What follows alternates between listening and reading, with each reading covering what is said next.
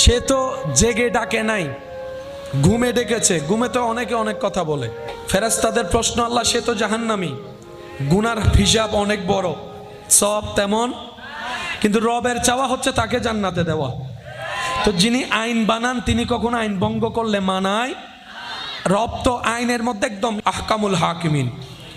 তো রব বলবে ফেরেশতা জেগে ডাকুক আর ঘুমে ডাকুক, আমাকেই তো ডাকছে। আমার বান্দা ঘুমের মধ্যে আমাকে ডেকেছে, এটা আমার পছন্দ হয়েছে, তার একবার ডাক আমি কবুল করেছি, সেটাকে এক পাল্লায় রাখ, সারা জীবনের গুনাহ আল্লাহ অন্য পাল্লায় রাখ। ফেরেশতারা যখন দেখবে ওই অবচেতন মনে একবার রব ডাকাটাই সওয়াব বাড়ি হয়ে যাবে। তো রবের চাওয়া বান্দা কোথায় যাক? রব তো এত দয়াবান, মুসা নবীর একটা গুনাহগার উম্মত কুকুরকে পানি খাওয়াইছে, আল্লাহ সারা জীবনের গুনাহ মাফ করে দিয়েছে। আপনি তো শান